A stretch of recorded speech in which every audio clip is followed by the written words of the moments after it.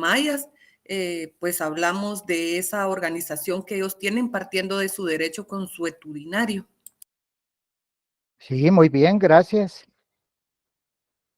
Sí. Recuerden que yo no tengo, por tema de presentación, gracias, muy amable, por tema de presentación, estoy con la presentación, con las diapositivas que se están visualizando. Entonces, por favor, así como su compañera participó muy efectivamente, les encargo también. A ver vamos a ver quién está ahí. Tomás Sui, ¿está ahí presente? ¿O es de los que ya no está en el listado? A ver, Evelyn Salazar. También ya fue la que ya no está en el curso sección G, ¿va? María Fernanda.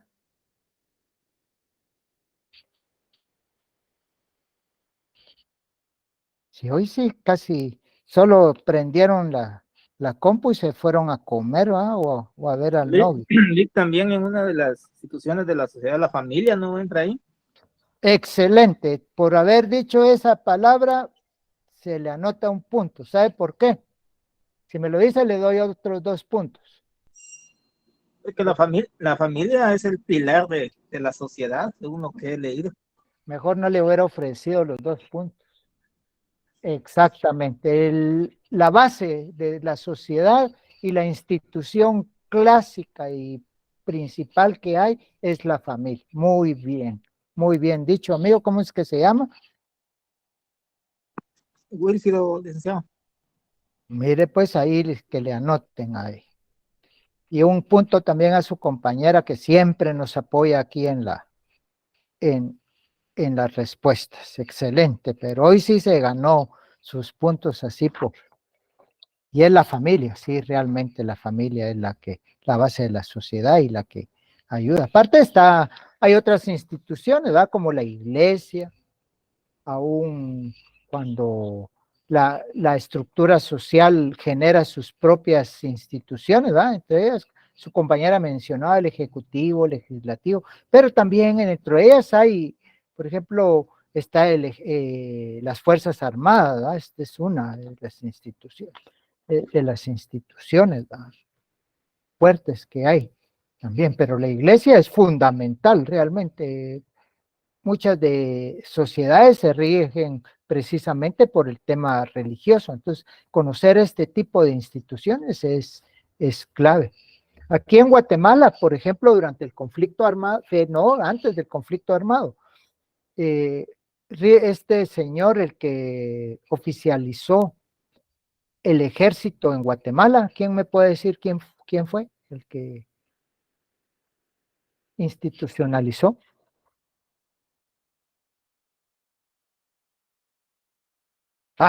Hoy sí me quedé triste. Licenciado, durante el gobierno de Ríos Montt, ¿a eso se refiere usted?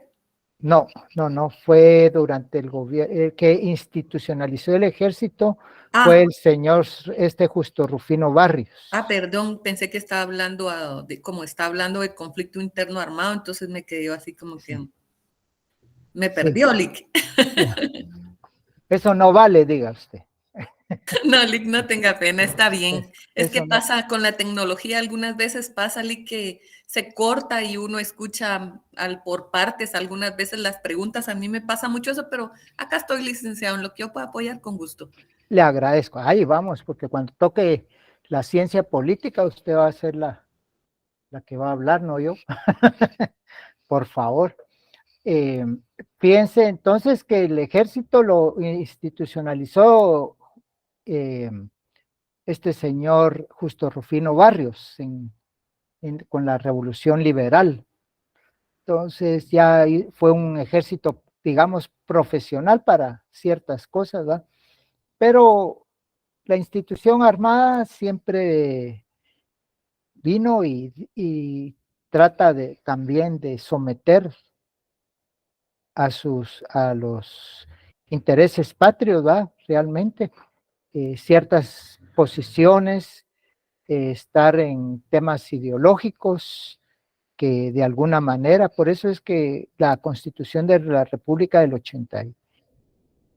año 80, de la década del 85, 86, de los años, perdón, viene a limitar mucho este tema, hasta de la participación del ejército cuando se vaya a votar, precisamente para limitar, en el caso de Guatemala, que ellos vayan a orientar a los subordinados el voto. Por eso es que ellos no votan, no, ellos no participan en el sufragio universal, igual que la iglesia, ¿va? También. Entonces, Ríos Montt, ¿va? También ahí vamos, después vamos a hablar de Ríos Montt. Este señor Justo Rufino Barrios fue el que vino a consolidar, porque ya venía también las iglesias evangélicas, protestantes, como ustedes la deseen llamar, ¿va? Hay otros que lo llaman nuestros hermanos disidentes, le dicen unos, ¿va? Yo respeto todos los temas y no hay ningún problema, pero vino y trajo precisamente lo primero que hizo fue quitarles los bienes y propiedades a la iglesia. Un ejemplo claro, si ustedes conocen donde está el Ministerio de Gobernación, ahí en la Sexta Avenida y 14 Calle. Ese edificio era antes de ese edificio que mandó a construir Ubico, fue de la Policía Nacional. Pero antes de eso era el convento de San Francisco. A la par de la iglesia de San Francisco estaba también un convento que era el de la iglesia de Santa Clara también, donde está la iglesia de Belén, el Instituto Belén, todo eso era también parte de la iglesia. Donde está el mercado central, eso era el cementerio de la catedral, por ejemplo. Y así vamos a ver que se les comenzó a quitar no solo propiedades, sino también se le limitó. Anteriormente, Mariano Gálvez, que también fue un presidente liberal, vino a restarle a la iglesia, por ejemplo, a quitarle el poder, debido a que antes el censo, el conteo de personas, la iglesia era quien lo manejaba, ellos sabían, y principalmente por temas de tributo, el diezmo y todo eso.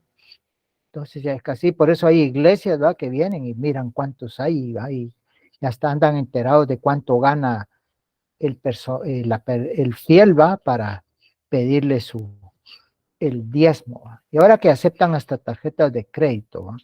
Entonces no hay problemas en caso no lleve su billetera, dice. Entonces vino justo Mariano Gálvez y limitó a la iglesia en el sentido de que ya no deberían de ellos de llevar el registro del número de habitantes que tenía el país.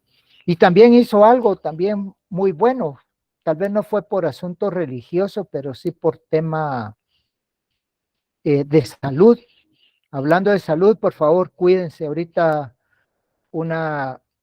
mi amiga me acaba de decir que le dio dengue y su hija la tuvo que hospitalizar y ella no puede ni ir porque le dio dengue hemorrágico a la hija. Entonces, ya son, la amiga tiene 55, 58 años tiene, y la hija tiene 30 y algo. Entonces, está serio, no hay edades. Dicen que a los niños es más preocupante este mal.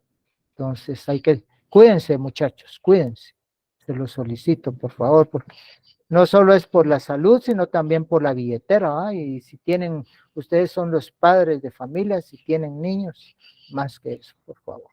Yo lo que hago es, donde doy clases y hago mis actividades, quemo aután en la noche y de día ventilo pero ese aután y vale 6 quetzales, yo sé que es plata, pero 6 quetzales la caja, 7 pues, 6 y algo, entonces es económico y, y, y efectivo. No me pagan por la publicidad, pero les digo que sí me está ayudando a tener alejado a esos bichos. Bueno, cambiando disculpen ese paréntesis, ¿verdad? Pero es por el bien de ustedes.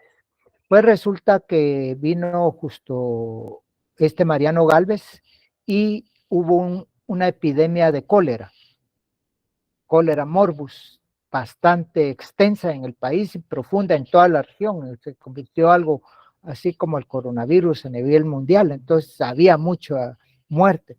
A partir de él es que se prohíbe el entierro en iglesias y cerca y dentro de las áreas urbanas de los pueblos, de las comunidades, porque la gente quería enterrar a sus muertos en la iglesia.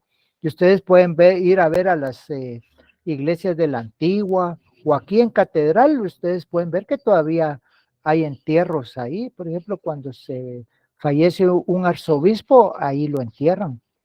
Por eso es el 1 de noviembre. Es el único día que se abren las catacumbas. Ahí no sé si han tenido la oportunidad de irlas a visitar. Es el único día, el 1 de noviembre en Catedral. Sería como conocimiento general para ustedes ir a visitarlas. Ahí hay enterrados presidentes, cardenales, arzobispos de Guatemala. Ahí está en la historia, ¿verdad? Pero y todavía siguen cierta tradición, pero con ciertos cuidados ya especiales, digo yo pues, porque se supone, ¿verdad?, que ya no debe haber entierros en iglesias, ¿verdad?, pero todavía han enterrado a algunos arzobispos de Guatemala en los últimos años, y entonces fue prohibido precisamente para evitar el cólera, ¿va?, que no estuviera cerca de la ciudad.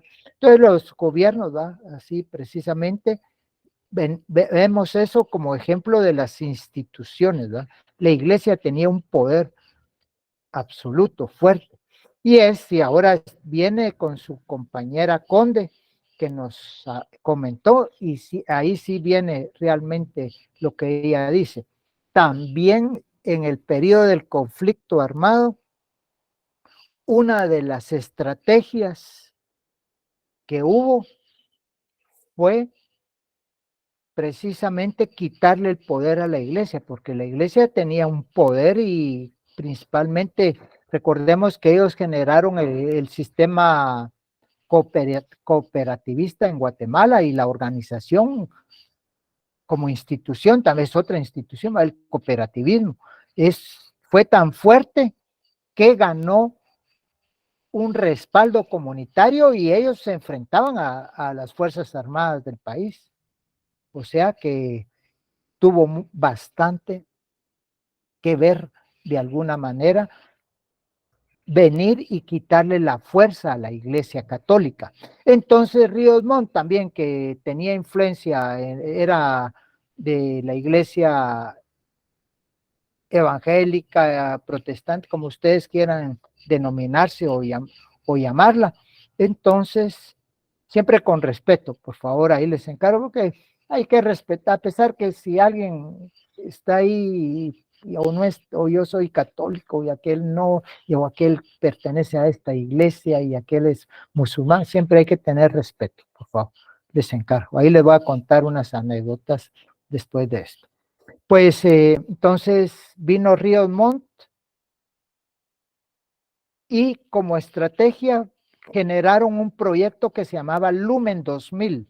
El proyecto Lumen 2000 era venir y generar para el año 2000 que más del 50% de los guatemaltecos fueran de una iglesia evangélica, pero era una medida contrainsurgente. Entonces llamaron, recordemos que Guatemala era aliado de los Estados Unidos, entonces las denominaciones evangélicas vinieron a Guatemala, se insertaron. Uno de los centros experimentales para esto fue Santiago Atitlán.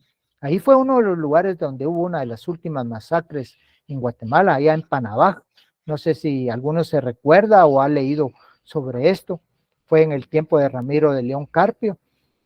Vino el ejército y por una protesta que hicieron los campesinos que ya no querían que estuvieran ahí, los masacraron. Y todavía ahí en el parque de Panabaj aparecen las lápidas ahí de la gente, las plaquetas, ¿verdad?, conmemorativas de la masacre que hubo en esa época. Panabaj después sufrió aquel famoso deslave que hubo, donde la comunidad quedó sepultada durante una tormenta tropical y quedaron soterrados. Se encuentra un gran amigo que estaba haciendo un trabajo ahí, el CAJ. Fíjense que el CAJ estaban empezando a funcionar, el Centro de Administración de Justicia, nuevo, fue de los primeros que establecieron, que quedó soterrado.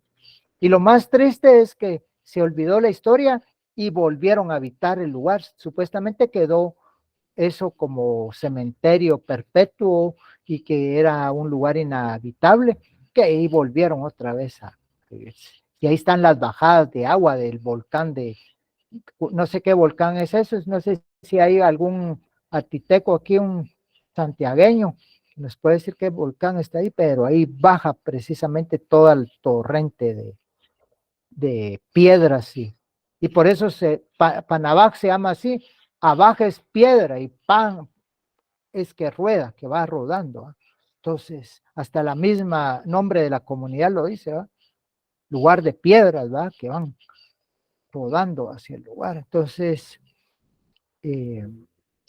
Santiago Atitlán se convirtió como el centro especializado para hacer este tipo de inserción de las iglesias evangélicas en Guatemala, y de ahí se extendió, no solamente ahí, sino en otras áreas, ¿verdad? Estamos tomando como ejemplo Santiago Atitlán, y después de eso se irradió por toda Guatemala, y ahora vemos que realmente ya las iglesias evangélicas tienen pero la idea fue esa, precisamente, fue como una medida contrainsurgente de restarle poder. O sea que esto nos sirve precisamente para ver los alcances que tiene la sociología. No crean que era solo para contarles cuentos, no, para que se den cuenta cómo un sociólogo puede venir y determinar este tipo de situaciones y poder venir y debilitar instituciones. Entonces, se debilitó y aquel poder que tenía la Iglesia Católica se restó, porque si la Iglesia Católica decía tal cosa, ahí iban precisamente todos los devotos de esta, o partícipes de esta iglesia. Sin embargo, ya con esta gran división, y por eso vemos ahorita con las elecciones que acabamos de ver, ¿verdad?, habían llamados, ¿verdad?, aún es más, habían guías espirituales de ahí, de ciertas iglesias que se metieron hasta ahí con creo que el vicepresidente de la señora, ¿verdad?, era parte de una iglesia, y también se les limitaba en la Constitución. Entonces, sencillamente, prefiero seguir la política y no la religión, ¿va? Entonces, la Constitución mira este tema. No sé si tienen algún comentario, que oigo algunos.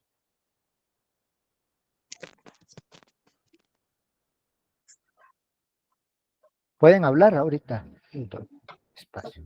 Licenciado, buenas noches. Dígame, amigo. Con respecto al tema de las restricciones constitucionales que se tenían, lamentablemente en Guatemala se manejan varios criterios, en donde se dice de que una persona de fe o ministro de culto no puede participar, pero no hay ningún control por parte del gobierno que sepa quién es ministro de culto o que esté registrado en la gobernación. Simplemente es algo que uno moralmente asume, porque el ministro de culto técnicamente debería tener una responsabilidad moral, ética y sobre todo religiosa para venir y determinar de que en primicia tiene un... Perdón. Excelente, así es, amigo, así es.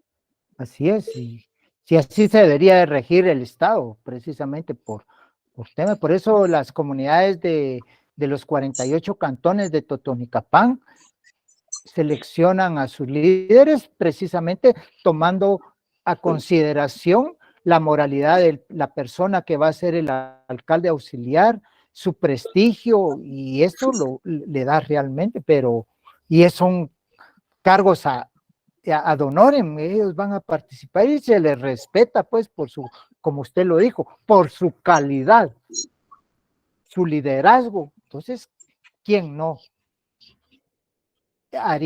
seguiría a una persona con esas características, no digamos virtudes, ¿no? Excelente, sí. Licenciado, tal vez valdría la pena agregar acá que, digamos, la religión católica, que era la que predominaba en Guatemala desde la época de la colonia, ¿verdad, Lic? Ha ido perdiendo esa influencia, digamos, y identificación debido al incremento de otras religiones, justamente como usted lo mencionaba, ¿verdad? Hay testigos de Jehová, hay mormones, y uno, o sea, es diversidad para que pues cada quien busque lo que mejor le considere o de acuerdo a sus costumbres en su entorno familiar, ¿verdad? Exactamente, sí. Entonces, sí, realmente ha habido, tal vez no en el año 2000 que se tenía proyectado, pero ya ahorita en el año 2030 ya esa situación, ¿cómo se llama? Ya se dividió, ya no solo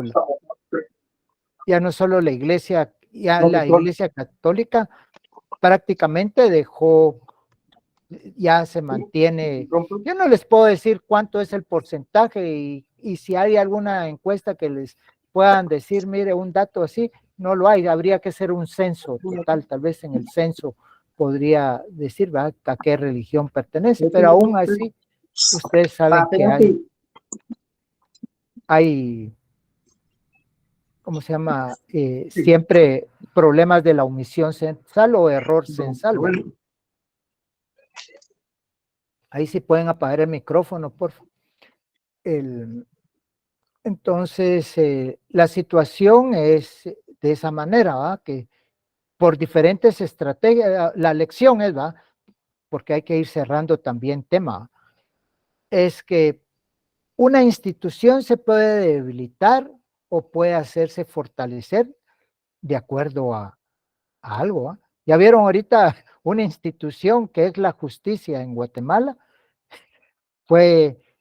es fortalecida por unos elementos que se le trasladaron. ¿Y cómo es posible que una sola institución ha hecho temblar, aunque estos son, sí, de justicia, ha hecho temblar al país realmente? Entonces uno no se sabe, realmente porque tienen un respaldo por detrás. Entonces es ahí donde la sociología tiene que observar, identificar todos estos elementos para poder generar estrategias del lado de donde ustedes los contraten, ¿va? Para fortalecer una institución o para debilitarla, ¿va? Sencillamente. Y aquí una de las definiciones es el estudio de los grupos sociales, ¿va? Que hay. Y la sociología va a estudiar sencillamente lo que hablamos, no al individuo, sino a las colectividades, precisamente. Mientras otras ciencias, vamos a ver más adelante, se van a encargar de otras. No sé si quedó claro la definición de sociología, su objeto de estudio y sobre todo su definición. Si tienen alguna duda o aporte, ahorita es el momento. Para mí todo claro, licenciado, gracias. Le agradezco su respuesta. Bueno, entonces cambiamos hoja de la presentación y nos vamos a los avisos.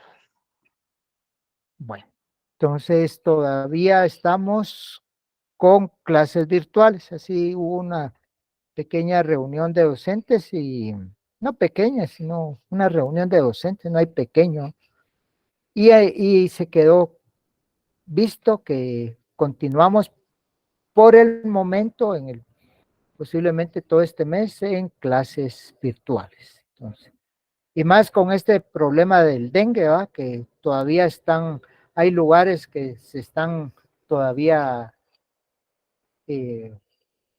chapeando y viendo ahí, restableciendo higiénicamente los espacios. Entonces, y ahí ya va bien adelantado, pero todavía falta. Y hay bastante equipo que todavía se tiene que reponer, entonces todavía. Y no solo eso sino lo habíamos comentado, que también el tema del transporte, ¿va? Por ejemplo, y principalmente para la jornada nocturna, quienes vivan lejos, habíamos comentado, ¿va? Que las redes de transporte ya lleva 4 o 5 años que se rompieron, 4 años son, ¿va? Que es 3 años y medio, que se rompieron. Entonces ahorita volver a restablecer el sistema de transporte, porque la mayor parte de personas venían con transporte contratado, o eran buses que hacían viajes express, ¿va? Para las colonias. Entonces, si alguno no lo vivió, se los comento, ¿va? Que habían, después ahí en la universidad, en las entradas se ponían la cantidad de buses de las colonias y todo, y ya se hacían viajes expresos, se iba quedando la gente en el camino o directamente a la colonia, ¿va?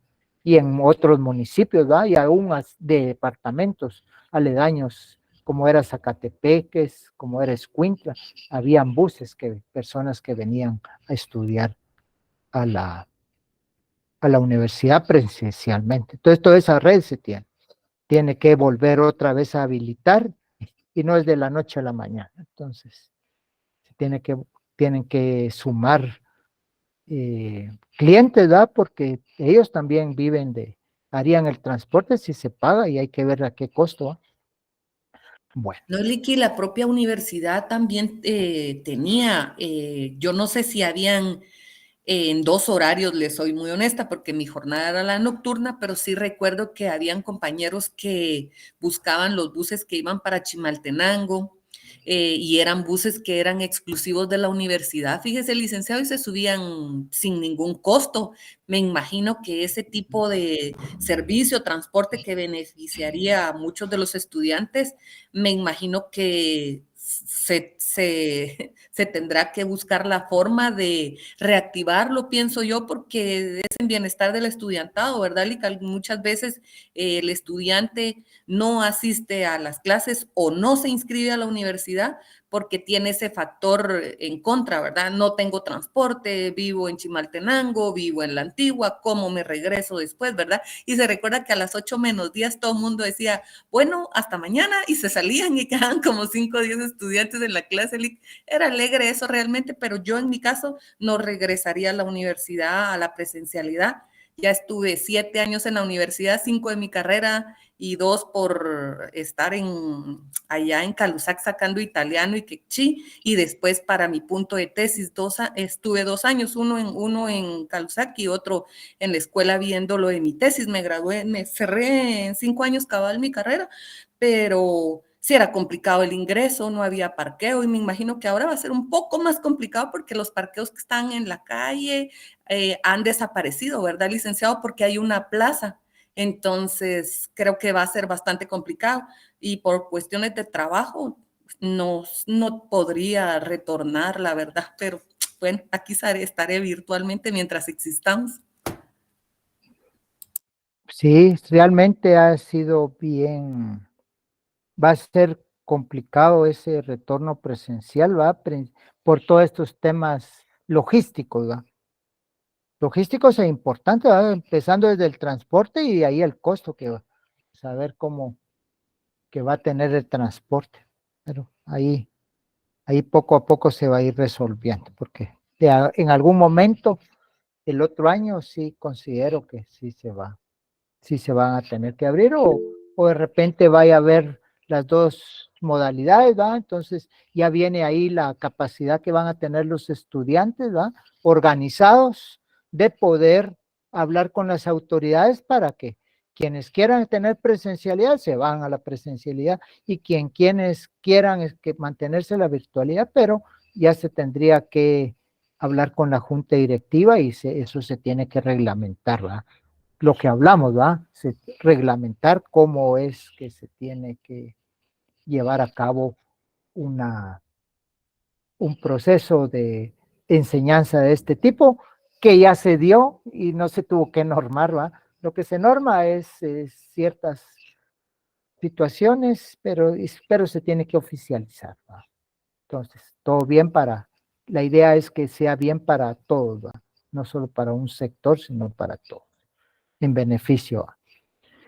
Bueno, entonces el otro punto es de la evaluación parcial. Fíjense que todavía considero que hay unas personas por ahí sin grupo. Entonces yo ya les trasladé, hoy en la tarde les trasladé a los últimos grupos que me enviaron su hoja, los temas y a qué grupo pertenecen. Entonces sí necesito, por favor, que se pongan ya a trabajar y a organizarse para poder hacer un buen informe y un trabajo realmente ya de cuarto semestre universitario al nivel de la Universidad de San Carlos, por favor. Y siempre les vamos a estar dando apoyo. Para eso les quiero comentar que el día de mañana voy a tener una participación corta y posteriormente los tecnológicos del grupo nos van a apoyar con la presentación de las normas APA, pero no, cuando les hablo de las normas APA, no quiero decirles también les van a trasladar ahí documentos, pero la parte que tiene la parte tecnológica, ahí sí que el Word, entonces, cómo utilizarlo, entonces la clase creo que va a estar bien amena, bien entretenida y algo que a ustedes les gusta, ¿va? Lo tecnológico. Y quien le cueste, pues entonces es buena oportunidad para poder adquirir las destrezas que la informática ya nos puede brindar y que no nos estemos quebrando la cabeza porque ya de alguna manera ya solo es de ingresar ciertos datos básicos y ya las citas textuales y la bibliografía ya no lo da esta herramienta que Word nos facilita con las normas APA.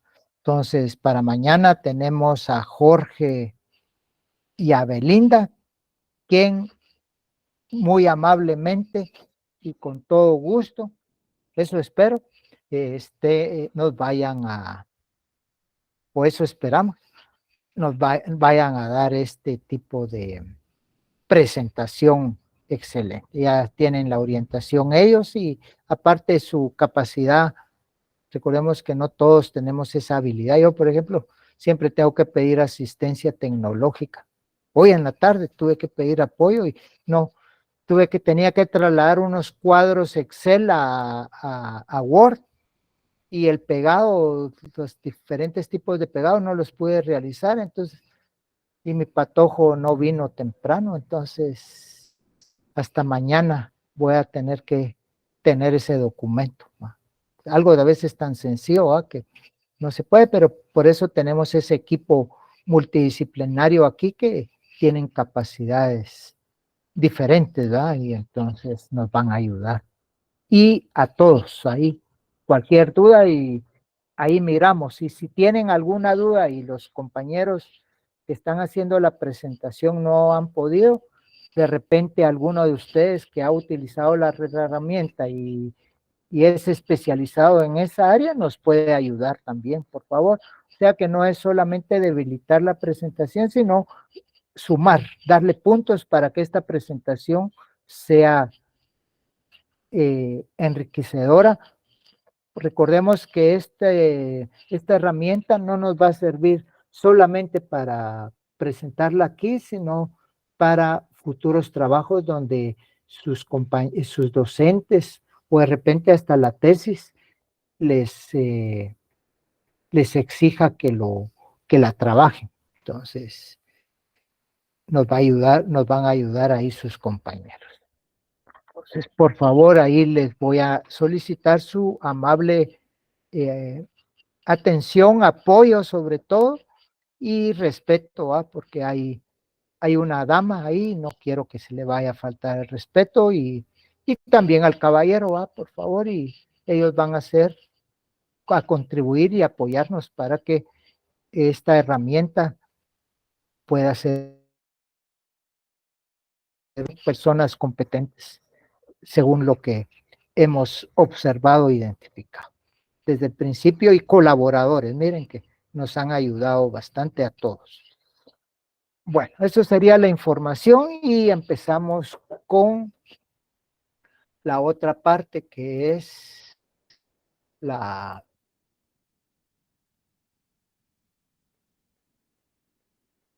estructura de informe.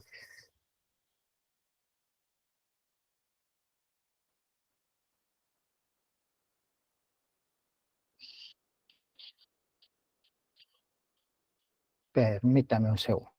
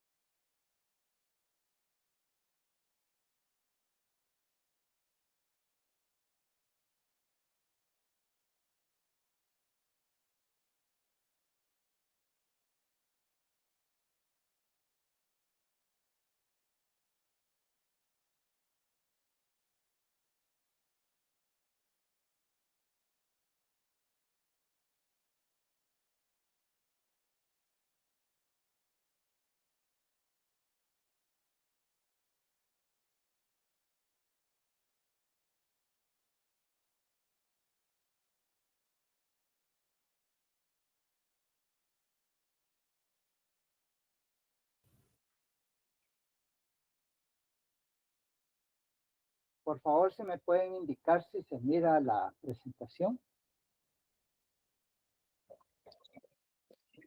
Sí, se ve. Bueno, entonces sigamos el orden que teníamos, ¿va? Ya habíamos visto la parte de la carátula, la introducción. Ya tenemos arreglado unos elementos, entonces ya mañana, por favor, si me apoyan, si me apoya Jennifer para mandarme un recordatorio en la mañana y así se los envío. Ya, Sí, está bien, licenciado. gracias. Entonces, así ya lo tiene. Ya habíamos hablado del índice, ¿va? La estructura de informes es de la estructura, se le llama bosquejo preliminar de temas. Eso es bueno, porque ustedes lo que tienen que hacer desde un principio en su informe es hacer un bosquejo, una secuencia, un hilo conductor de los temas que van a a investigar y cómo es que lo van a presentar. Entonces, ese bosquejo preliminar de temas es muy importante, principalmente para el coordinador con retroalimentación de todos los integrantes, ¿verdad? Entonces, por favor, haga ya a este nivel, a este punto, ya debemos de tenerlo ya organizado. Recordemos que ya vamos, ya la otra semana es mitad de mes, ya el 15 de septiembre. De mañana en 8 es 15 de septiembre. Faltan 15 días y ya nos van a mandar el horario de los segundos parciales, por favor, porque son en octubre. Entonces, no nos quedemos atrás, por favor, ya deberíamos de ir avanzando. Ya todo esto, ya por lo menos ya tenerlo claro, ya la asignación a cada uno de los integrantes sobre este tema. Cuando hayan ustedes terminado de hacer su investigación, tienen que llegar a lo que son las conclusiones.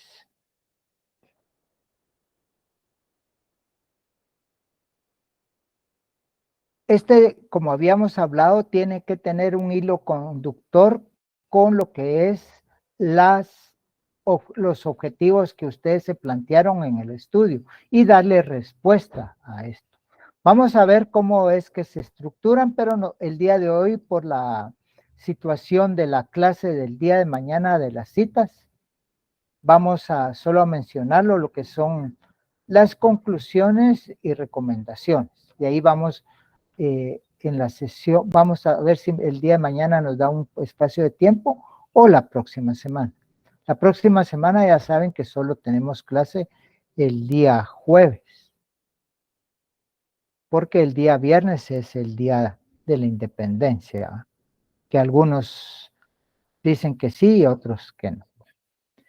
Pero lo que sí vamos a tener una explicación breve, ¿verdad? Porque la parte ampliada la vamos a trabajar también más adelante. Es la parte de las fuentes de referencia.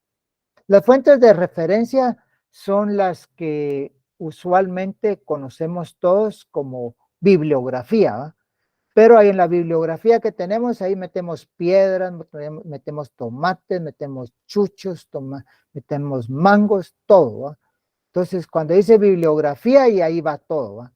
Sin embargo, realmente ustedes pueden anotar el nombre que ustedes consideren o que les solicite los coordinadores de la investigación o quien financia el estudio, ¿va? Pero de alguna manera son fuentes de referencia. Hay fuentes de referencia primarias, otras secundarias. Las primeras es que ustedes observaron el fenómeno y de inmediato ustedes son testigos principales. Eso es. O alguien que vino, lo vio, lo anotó, ese es fuentes de primera mano, fuentes primarias, ¿verdad? Entonces, pero también están los diferentes tipos hay fuentes secundarias, ¿verdad? Alguien que habla de lo que vio aquel, ¿verdad? Y aún así puede haber terciarias y así seguidamente, pero entre más directas es lo mejor. Por ejemplo, un claro ejemplo de esto lo tenemos en el mejor libro histórico que ha habido en Guatemala, y un libro en el cual con este se formó la historia científica de Guatemala. ¿Quién me puede decir el nombre de este libro y su autor? Tiene premio la respuesta.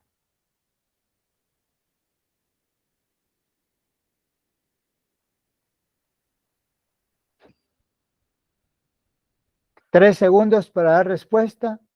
1, 2. Hablen porque yo no miro. 3. ¿Será el libro de Historia de Guatemala del doctor Severo Martínez? Ya se ganó el Sí. Excelente, amigo. ¿Cómo se llama? Selvin López. Por favor, ahí que le anote. Voy a apagar su micrófono. Sí. 3 puntos ahí. Excelente respuesta. Severo Martínez con La patria del criollo. Muy bien. ¿Por qué hablamos de Severo Martínez? Porque ahora, sin punteo, amigo, díganme sobre qué libro habla Severo Martínez.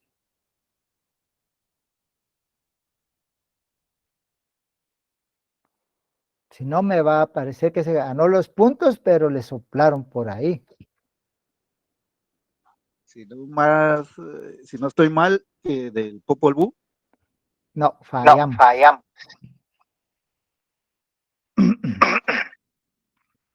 No tengo la respuesta. Sí, pero muy bien su respuesta. Sí, puede apagar su micrófono. Sí, muy bien su respuesta. ¿Alguien me puede decir? Tenemos 3 segundos. 1, de una vez lo dice. 2, 3. Recordación Florida. Vino Severo Martínez y tomó como base Recordación Florida, que es uno de los textos fundamentales en la historia de Guatemala, e hizo precisamente un análisis de la historia social de Guatemala, que es un librazo, el anterior, pero el anterior es fuente primaria. Ya Severo Martínez con su Patria del Criollo, que es un libro que si no lo han leído es obligatorio trasladarlo. Hágame un favor, Jennifer, mándeme un correo electrónico para trasladarles este libro, por favor, el día de mañana. Está bien, licenciado. De parte del curso de Sociología se les va a estar donando este libro para que en algún momento de este año, no sé en qué parte, tal vez el 24 de diciembre, estén leyendo ustedes, pero es un libro que no pueden dejar de leer como sancarlistas y como guatemaltecos. Es un librazo, así que no pueden. Y el que ya lo leyó, léanlo otra vez porque vale la pena leer. Entonces, hablando de lo que son las fuentes de referencia, Severo Martínez tomó este libro de Recordación Florida. Entonces ya él hace un análisis de esto. Entonces ya se convierte como en fuente de referencia de segunda mano. Pues la primera es lo que vio el autor. Tuvo referencia directa. Entonces, pero las fuentes bibliográficas, por eso viene su nombre, libros, gráficas, descripción. Fuentes bibliográficas son exclusivamente libros. ¿Sí? Entonces, aquí, por eso es la diferencia que hay, ¿va? Son fuentes de referencia, aparte de la bibliografía. Si solo van a usar libros, entonces ponen bibliografía, pero bibliografía es solo de libros. Pero ahorita estamos usando infinidad de documentos. Está la hemerografía, o sea, las fuentes hemerográficas. Publicaciones que son publicaciones periódicas, revistas, boletines y los famosos periódicos que vemos aquí en Guatemala, como los periódicos. Entonces hay unos que son buenos, otros que son peores y otros que, bueno, no puedo decir, porque es muy subjetivo un periódico. Siempre tiene sesgo. Y principalmente lo que habíamos hablado, las fuentes, los periódicos tienen una limitante, traten de solo que sirva de fuente de referencia básica y de ahí que nos dé orientación para saltarlo a otro nivel. Pero en una tesis o en un estudio científico no van ustedes a poner fuente prensa libre, fuente nuestro diario. Si yo miro en un documento, en una tesis o en un estudio universitario que me ponen la extra o nuestro diario, inmediatamente anulo o descarto ese estudio. No puede ser, no puede ser, no puede ser. ¿Me explico? ¿Por qué motivo? Ya lo habíamos dicho. Porque son textos, son documentos que son tendenciosos en muchos casos y en otros no se verifica la información directa. Tiene tan poco tiempo de hacerlo. Hoy sucedió el hecho y mañana ya lo publican y pasado mañana se están disculpando que no era así, ¿va? Ustedes se han dado cuenta, ¿va? Entonces, por eso no se puede usar fuentes de periódico, ¿va? Y aparte que el nivel no es universitario, no es científico, ¿va? Eso es, sobre todo. A menos que haya habido estudios, por ejemplo, hubo ahorita en la revista Domingo de un periódico que sale en Guatemala, sacaron el nombre de Guatemala, ¿va? ¿Por qué es que Guatemala se llama de determinada manera? Y ahí mismo relata las diferentes versiones que hay sobre por qué Guatemala viene del náhuatl y cómo era conocido en ese tiempo, ¿va? O sea que ni el nombre de Guatemala no, es original de nuestros pueblos, sino viene ahí sí que de la conquista mexicana de los pueblos mexicanos hacia el país, ¿va? Que así era como lo conocían ellos, ¿va? Entonces es también, hay que tomarlo en consideración, ¿va? El tema es que las fuentes hemerográficas físicas y aún electrónicas tienen formato, o sea que se parecen a libros. ¿Me explico? O sea que hay, préstame tu librito, y cuando voy viendo tiene documentos que son publicaciones de artículos, y nosotros nos podamos dar cuenta porque a veces estas publicaciones sí dicen revista mensual, revista trimestral, ¿sí? La Facultad de Ciencias Jurídicas en una época tenía revista de investigación, entonces aparecían resúmenes de las investigaciones que se realizaban, entonces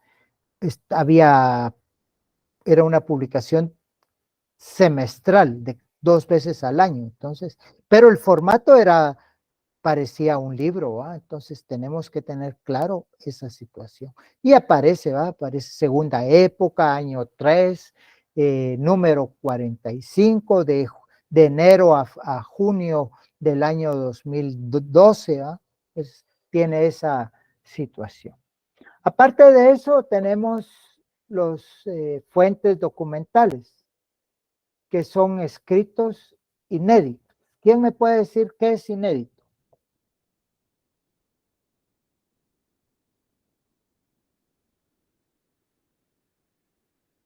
Inédito es algo que no se ha escrito, que no se ha publicado, Les doy poco tiempo para que no saque, para aprovechar si lo sabían de memoria, porque también lo pueden ver utilizar las herramientas, ¿verdad? Yo no soy enemigo de que no usen las herramientas. A este nivel podemos utilizarlas, no hay ningún problema. Pues fuentes documentales son los escritos inéditos, cartas, actas estadísticos. Por ejemplo, un acta que se realizó en el Consejo Municipal del municipio de Patzún, el día de hoy, que se reunieron los señores del Consejo Municipal. Entonces, eso es un acta que queda como un documento inédito porque no es publicable, ¿va? Pero puede ser que la importancia tenga ese documento, esas actas que en un futuro se puedan publicar, ¿va? Pero mientras tanto no. O una carta, ¿va? Que solo una persona la recibió y ahí la tiene, ¿va? Esos son documentales, los documentos que no se han publicado. No sé si tienen alguna duda en alguno de estos temas.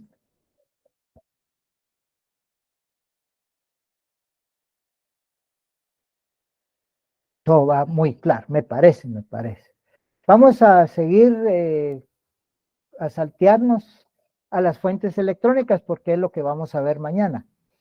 Hay discos compactos, que esto ya quedó hasta fuera de serie. Ya, por ejemplo, ya las máquinas, las computadoras ya no traen ni lector de discos compactos, ¿verdad? O CDs, como se dice, ¿verdad? A mí me robaron ¿cómo se llama? Mi lector de discos compactos para ver películas. Ya no lo compré. Ahora ya me voy a la casa de mi primo a ver películas ahí. Y él tiene bastantes contratos con empresas que uno puede ver ahí buenas películas. Y lo bonito es que da buen refresco. Entonces, bien atendido. Entonces están los sitios web. Estos son maravillosos. Miren, estos sitios web son maravillosos. Eso va a ser otra tarea para alguien que nos quiera apoyar más adelante. En eso me mandan un correo electrónico porque son fabulosos los sitios web para información. Por favor, me mandan correo electrónico el que quiera participar y tener uno de sus puntos extras para podernos presentar un sitio web. Sitios en la red de internet, ¿va? Que net es red, ¿va? Entonces, una red internacional, ¿va? O entre todos, ¿va? Yo lo asumo. Presentaciones en PowerPoint, Instagram, Facebook, otros, ¿va? O sea que hay cantidad de información, o sea, aún el WhatsApp, ¿va? Los famosos memes. Pero dentro de eso está precisamente las fuentes electrónicas, ¿va? Entonces, todo eso hay que ver cómo es que se utilizan, cómo es que se desarrollan y trabajan en una investigación. Hay que saberlas aplicar, porque la norma ZAPA que vamos a tomar de ejemplo, como les digo, y con esto vamos a cerrar la sesión de esta parte, porque todavía nos va a dar unos 10 minutos para hablar de temas coyunturales. Y es precisamente que habíamos hablado con sus compañeros que van a hacer la presentación mañana, es que la norma ZAPA las han tomado como el dios la diosa de las normas. No sé por qué. Aquí en Guatemala, la investigación que está tan limitada y tan atrasada, se ha llevado a ese punto. Todo es norma ZAPA, hay que dar norma ZAPA. Mientras hay otras normas que tienen diferentes, hasta otras universidades en el mundo que han creado sus propias normas. Hay 50, 100, 200, 300. Es más, ustedes pudieran generar su propia forma de citar y generar fuentes de referencia. Pero aquí, tristemente, y principalmente cuando ustedes yo no sé cómo va ahorita con este alejamiento que tuvimos en la universidad, pero se estaba discutiendo realmente no solo que se utilice la norma ZAPA para la tesis, para los estudios, pero, por ejemplo, la Dirección General de Investigación de la Universidad del San Carlos utiliza obligadamente que se manejen las normas ZAPA. Y si son estudios sociales, para mí no cuadran las normas ZAPA. Tal vez en psicología, recordemos que las normas ZAPA surgen de la escuela de la Asociación Americana, o sea, de los gringos, de psicología. Ahí por eso viene sus siglas. American Psychology Association, o sea, que viene de Estados Unidos y de una ciencia en particular que es la psicología. ¿Me explico? Pero utilicemos, porque si es la que está de moda, si es la que están utilizando o están pidiendo para que nosotros nos graduemos, pues hay que saberla usar, ¿va? Entonces, tampoco la satanicemos, pero sí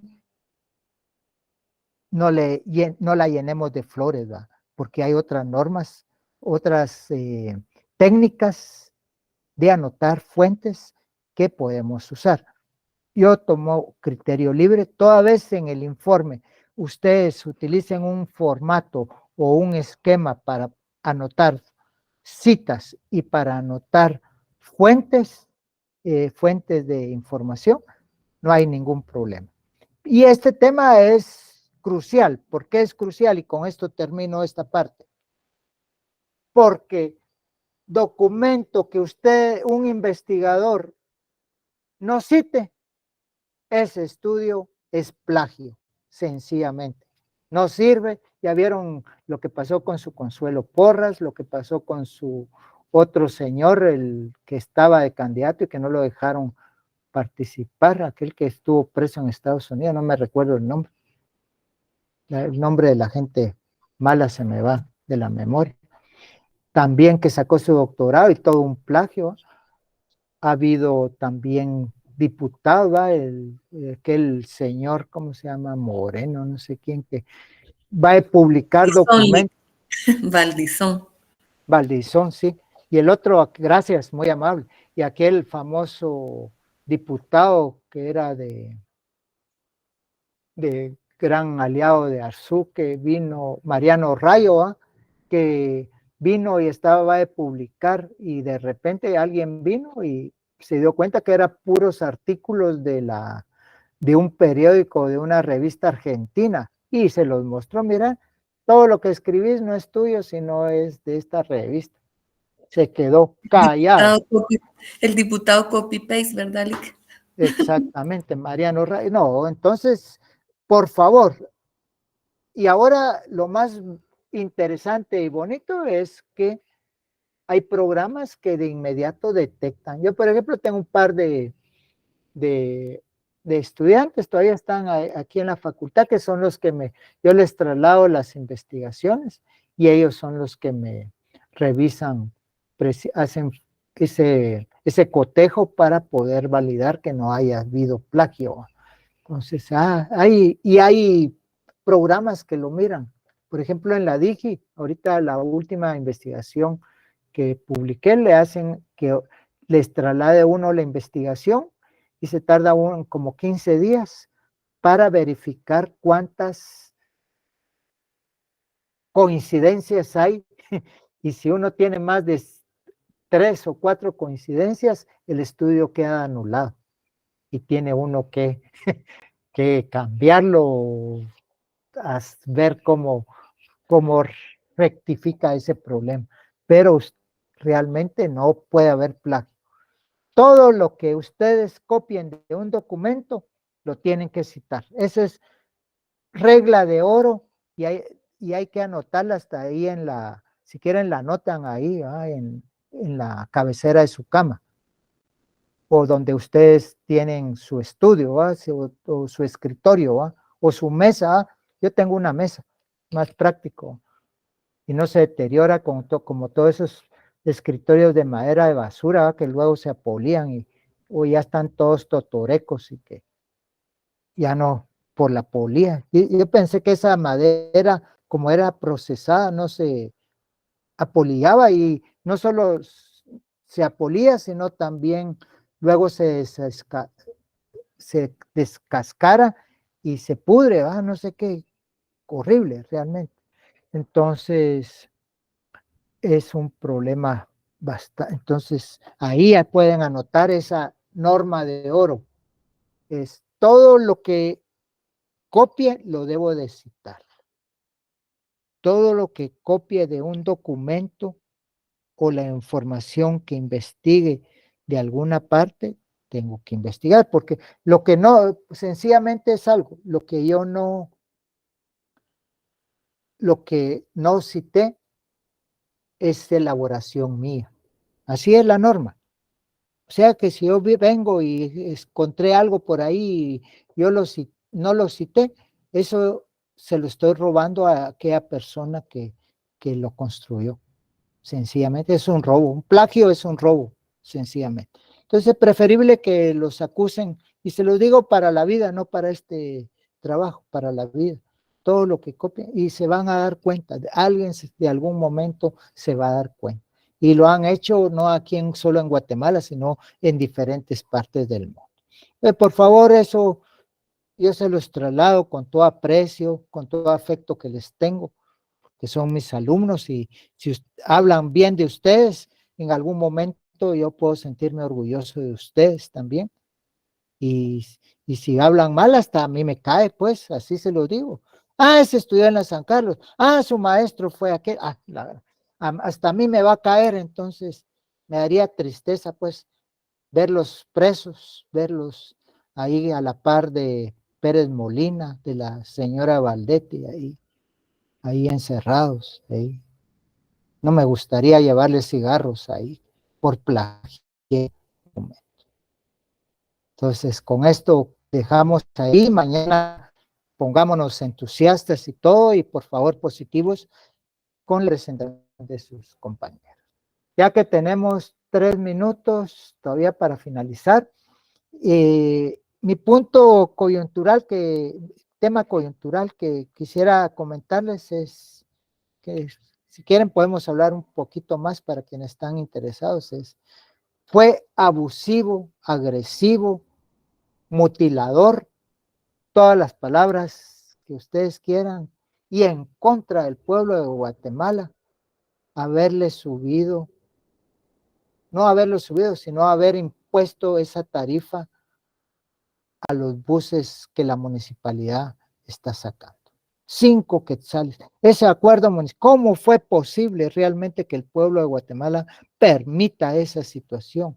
Es un castigo y un rotundo abuso que las autoridades municipales de la ciudad de Guatemala hayan hecho eso. ¿Por qué motivo? Porque es subsidiado, ellos reciben subsidio. Segundo, los buses son de una empresa donde socios mayoritarios son los Arsú. Y sobre eso, con la pobreza que tenemos, no es posible que un transporte municipal vaya a tener un costo tan elevado. 5 quetzales. Si ustedes tienen que utilizar 4 buses, 20 quetzales. Y si tienen que llevar a su familia, 2 niños o 3 o 4 personas, solo en una montada se van 20 quetzales. Realmente eso es mi tema coyuntural del día de hoy. Se los traslado porque estoy indignado, estoy molesto y estoy mal por ver eso, que el pueblo de Guatemala es indiferente. No ha habido ninguna protesta, no he visto ninguna reacción, no he visto ningún meme, nada. Y estos hartándose y robándole al pueblo de Guatemala con subsidios y todo. Y miren cómo es posible eso. Y no hay un análisis, no he visto yo nada de eso. No sé si tienen algún comentario o algún tema así. Aprovechen un par de minutos que tenemos.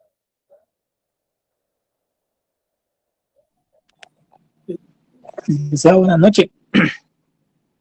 Dígame, amigo. Sí, la verdad que el tema que usted está tratando es bien complicado, porque imagínese subirle a 5 quetzales es como que un golpe a la bolsa, que máximo todo está carísimo y todavía con eso del pasaje. Entonces, eh, y afecta a aquellas personas de escasos recursos que no tienen un medio para tratarse, que tienen que estar todos los días en el trabajo.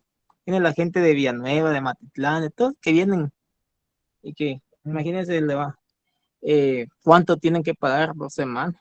Entonces, considero que es indignante, pues, y esos buses reciben, hay un fondo destinado del Estado, los brinda un subsidio para que estos funcionen, como es un apoyo que el Estado da para la población en temas de transporte público, que ha Sí, sido, pues, como usted sabe, ha sido deficiente en todos estos años.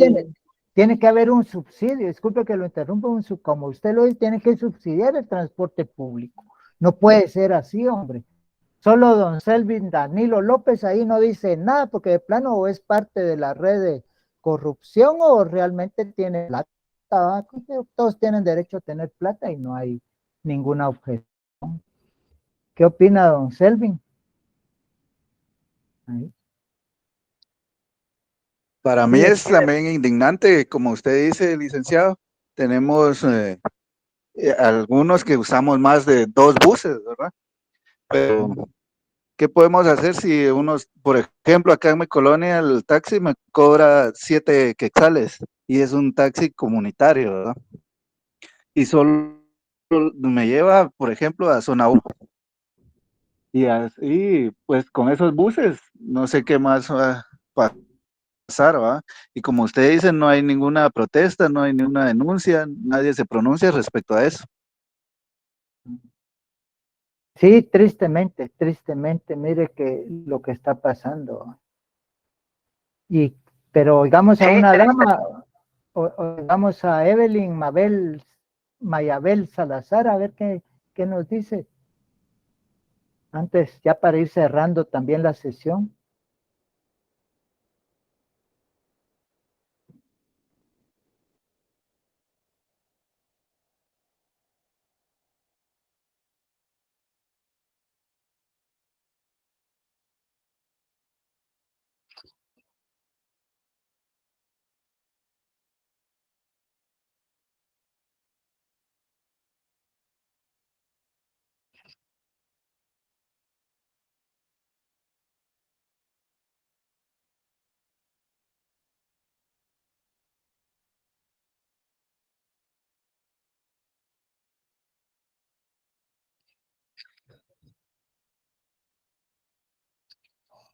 ¿Sí?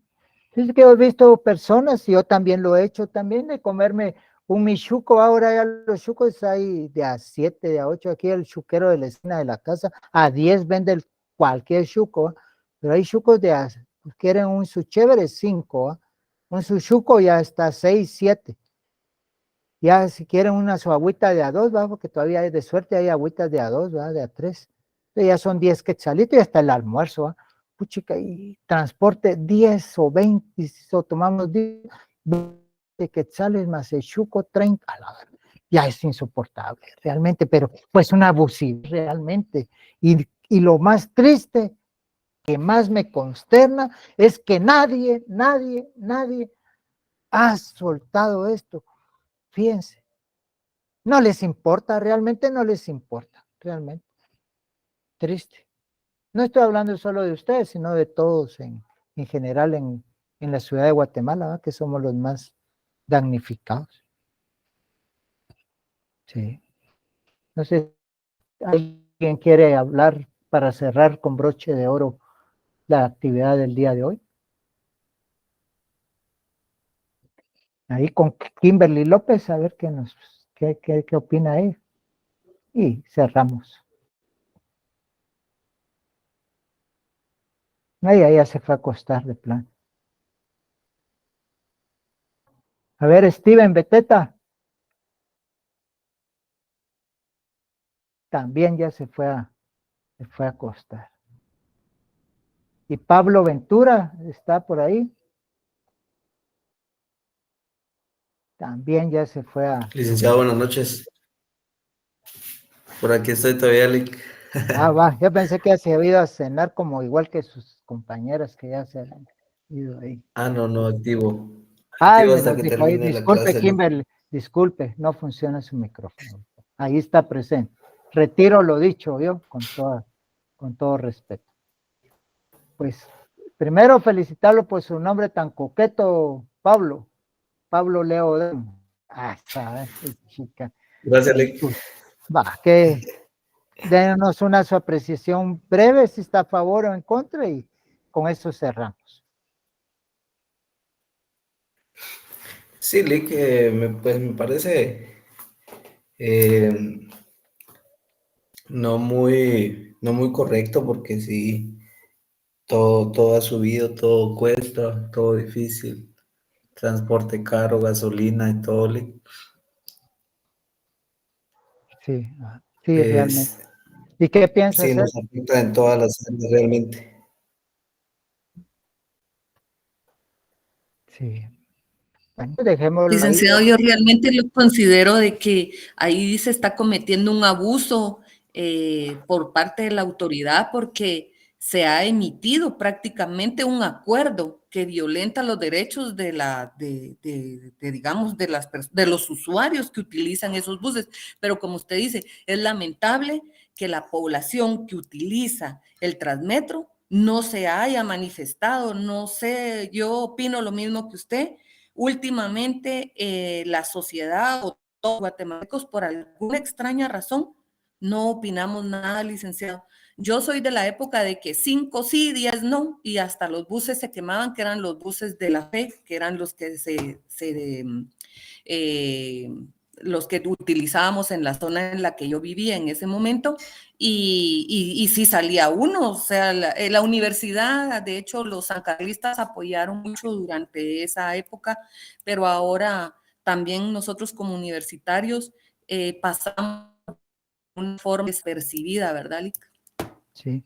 A esto en sociología se le llama anomia, que le vienen importantes, ¿no? De una o tal vez el tema del conflicto y el tema de las elecciones, la municipalidad estratégicamente lanzó ese mortero, ¿ah?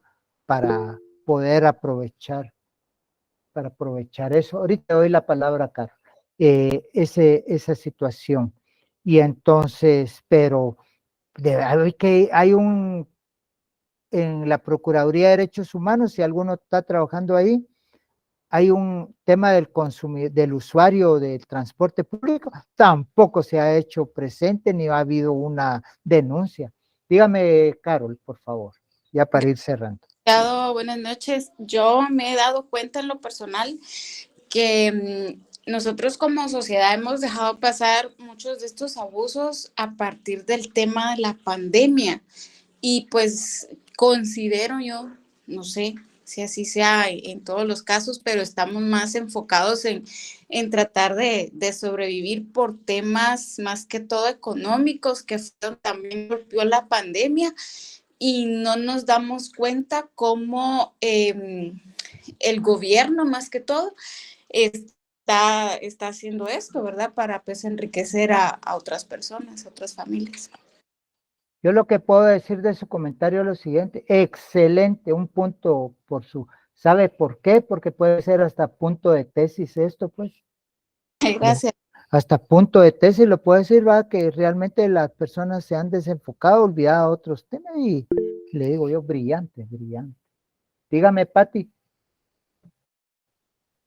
Buenas noches, licenciado, buenas noches, compañeros. Soy honesta, no sabía que había subido el precio del Transmetro. Yo trabajo muy cerca del SEGMA y las comunidades ahí usan mucho este transporte, Sí. muchísimo, ¿verdad? Sin embargo, ahí sí que no es punto de querer hacer polémica, pues, pero, de estas comunidades que son Villalobos 1, Villalobos 2, el Albuquerque, todas las personas han sufrido mucho abuso dentro de los transportes, incluso robos. Entonces puede que por ahí vaya un poquito el hecho de que no se quejen, de que no hagan, bueno, sí, uno lo ve por aquellas personas que no tienen un trabajo fijo, que viven del día a día. Es cierto, ¿verdad? Tienen toda la razón, el hecho que es un abuso, 5 quetzales después de que costaba un quetzal. Pero todas aquellas personas que van a un trabajo fijo, a estudiar o etcétera, sí han sufrido mucho abuso dentro de este transporte. Entonces, de repente es una estrategia para que la gente diga, bueno, ya más caro tal vez no nos roban, ¿verdad? De repente por ahí vaya esto.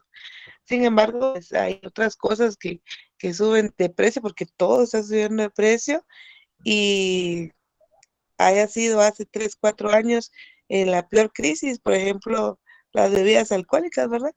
Suben de precio y nadie dice, ay, miren, está subiendo, mejor ya no compremos, ya no consumamos, ¿verdad? No, más compran, ¿verdad?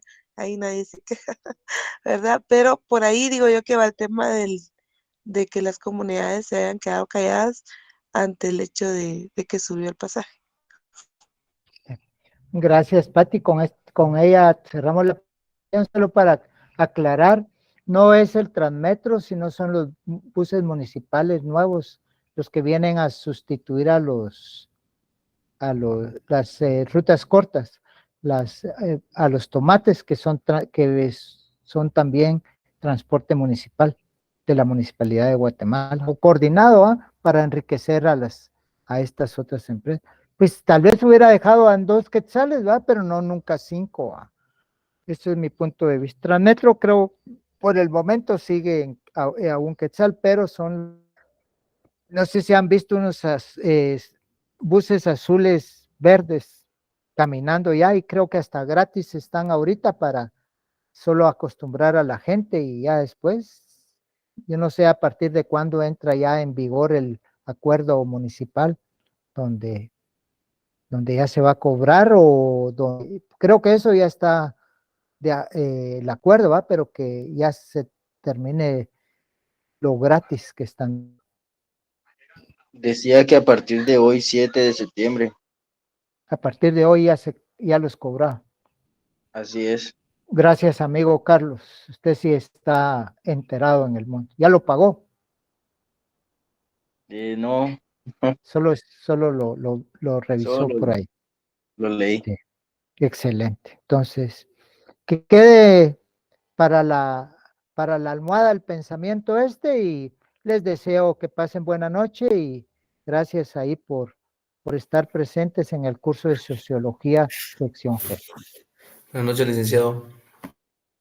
Buenas noches a Buenas todos. noches. Chao. Buenas noches, licenciado. Feliz noche. Feliz noche, licenciado. Buenas noches, Lic. Buenas noches.